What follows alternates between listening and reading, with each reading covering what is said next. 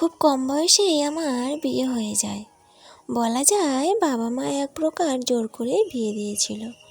ফুলশয্যার রাতে স্বামী বলেছিল, সংসারটাকে আপন ভেবে সব কাজ করবে তুমি, তাহলে দেখবে নিজেকে দাসী নয় রানী বলে মনে হবে, আর আমার বাবা মাকে নিজের বাবা মা মনে করবে সবসময়। ধীরে ধীরে সংসারের দায়িত্বগুলো নিতে শিখলাম। স্বামীর কথাটা সবসময় মেনে চলি।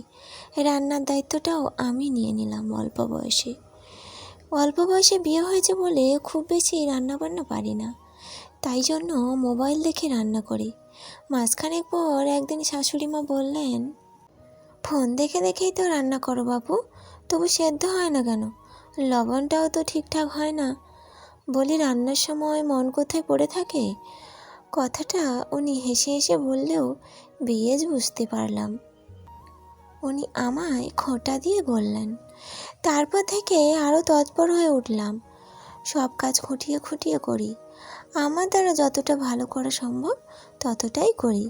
একদিন পেঁপে কাটছি, এমন সময় আমার শ্বশুরমশাই বললেন, বৌমা, একটু চা খেতে ইচ্ছে করছে, চা পেলে বড়ই ভালো হতো।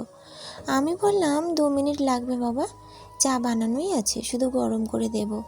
পেঁপে কাটা বন্ধ রেখে চা বানিয়ে দিলাম। তারপর ছাদে গেলাম শুকনো জামা কাপড়গুলো নিয়ে আসতে।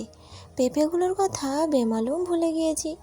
এমন সময় শাশুড়ি মা রান্নাঘরে গিয়ে পেঁপের বাটিটা টেবিলে ঠাস করে রাখলেন আর ধমকের স্বরে বললেন, পাকা পেঁপে কেটে রেখে দিয়েছো আর মাছি ভনভন করছে, এগুলো খাওয়া যায়?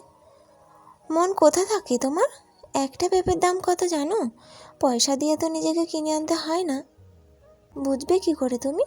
শাশুড়ি মায়ের কথায় আমার চোখ থেকে জল এলো।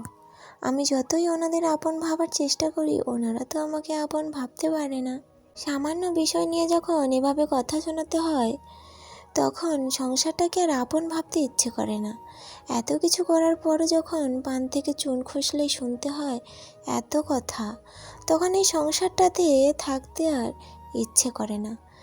বারবার মনে হয় এটা পরের সংসার, আমার নিজের নয়।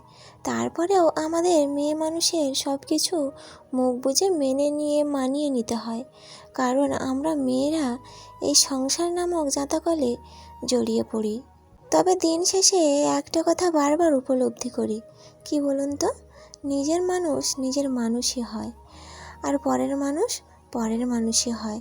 ঠিক যেমন আমার শাশুড়ি মা আমার নিজের মা হলে কখনো বলতে পারতো কথাগুলো?